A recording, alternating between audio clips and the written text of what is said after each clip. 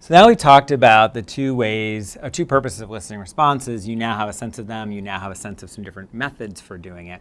Let's watch our lead teacher for this video, Ms. Pollack, who's a third grade special educator. She's teaching a geometry lesson about shape properties. The learning outcome here is for students to identify polygons that are quadrilaterals. I want you to look for three things. Well, three things, not five. Three things. One, Ms. Pollack maintaining processing. Two, Ms. Pollack checking accuracy processing. And three, Ms. Pollack doing a non-example, which is neither of those things. So watch the video, see if you can figure out how she does those things. So I'll pause, I'll step off the screen, and you can watch Ms. Pollack, and then we'll come back together. So enjoy Ms. Pollack's lesson.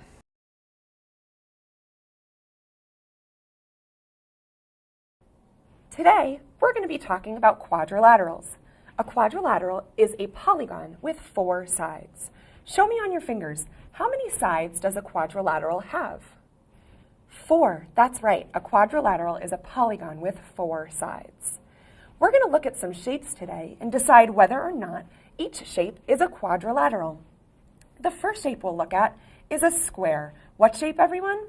A square, that's right. This square has 4 sides. 1, 2, 3, 4. This square is a quadrilateral because it has 4 sides. Let's look at this rectangle. How many sides does this rectangle have? Show me on your fingers, everyone. Good, you should be showing me that this rectangle has 4 sides. Here they are, 1, 2, 3, and 4. Is this rectangle a quadrilateral? Yes or no?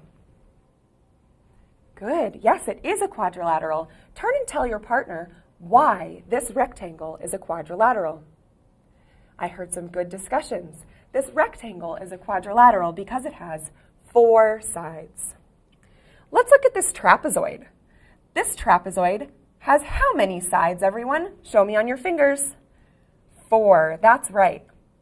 1, 2, 3, 4. Is this trapezoid a quadrilateral? Yes or no? Yes, you're right. Turn and tell your partner why this trapezoid is a quadrilateral.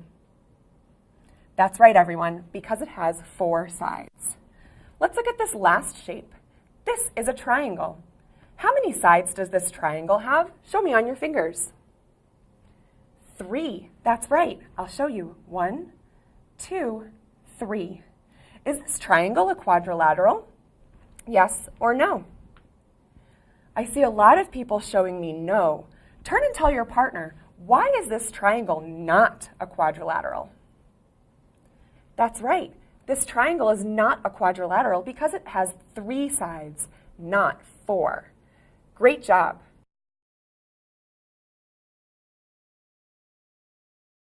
A quadrilateral is a polygon with 4 sides.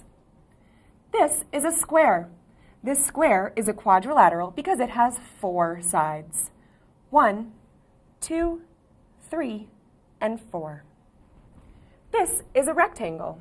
The rectangle is a quadrilateral because it also has 4 sides.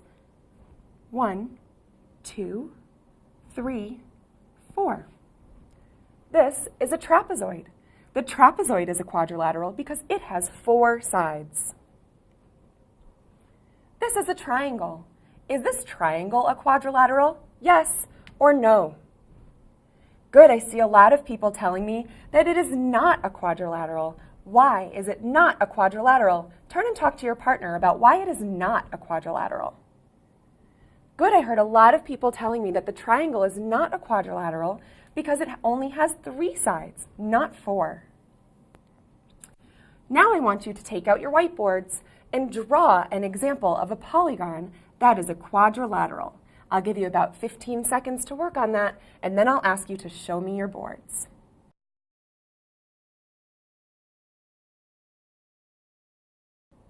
Today, we'll be learning about quadrilaterals. Look at the board. A quadrilateral is a polygon with 4 sides. I've given you each a worksheet today to work on. On the worksheet, you will go through and circle the polygons that are quadrilaterals. Once you're done circling all the shapes or polygons that are quadrilaterals, turn the page over and draw a shape that is an example of a quadrilateral. I'll collect these at the end of class.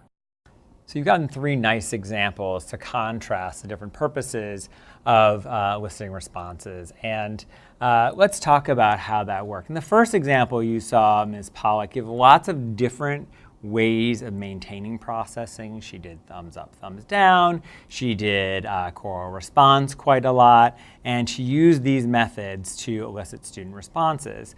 And those were maintaining processing. You can see that she did it many, many times. She definitely exceeded that criterion of 4 times per minute. She thinks in her lesson that she's focusing on maintaining processing. I think you could argue that she's also checking for understanding. She's also determining whether students are processing the content, because as you see, she was able to scan the room when students were doing their thumbs up, thumbs down, and see whether students were getting it. She also did a turn and talk somewhere in there, and if she were walking around the classroom, that would be another opportunity case in which she was checking accuracy of processing. The second example was more clearly an example of checking accuracy of processing, because the things that she had students do, particularly using the whiteboards and turning and talking, and I know from having talked with Ms. Pollack, her intention was to circulate the room. This is me circulating the room, and watching to see if students are actually getting it, and focusing in on the students that she's most concerned about. The third example was a non-example, and it was partly a non-example because the lesson is not really a lesson that's designed in the way we want to see an explicit instructional lesson design. She simply gives a clear explanation. It is pretty clear, but she does not give any planned examples, and she doesn't give that example. She doesn't give multiple examples, of course, as a result. She moves straight to independent practice. When she moves to independent practice, she has not had any opportunity to maintain processing because she skipped all of that. She skipped the model entirely. She simply told the students the information. And then she went on in the independent practice to check the accuracy processing with the worksheet and with having students write the quadrilateral on the back of the page. But because she has not checked students' accuracy processing throughout the lesson, she hasn't used methods to maintain processing that perhaps also check understanding. We have no clarity that students will actually understand this content. I like that third example, not because it's a good example, but because it's a common thing that teachers do, is to move too quickly to independent practice on the presumption that with a very simple, clear explanation that was clear, students are going to get it. And often, as we've already said, for students who need intensive intervention, those students are not going to be able to respond simply by us explaining things clearly and then doing something like a worksheet. They need us to move methodically through the explicit instruction process. And while we're doing that, maintaining processing and checking accuracy. By the time they come to the independent practice, we've given them multiple opportunities to respond, where we maintain the processing, where we check for the understanding, we check the accuracy of the processing, and then independent practice will be a beautiful opportunity for students to really demonstrate on their own the accuracy of processing. So 3 nice examples. Thanks, Ms. Pollack, for those.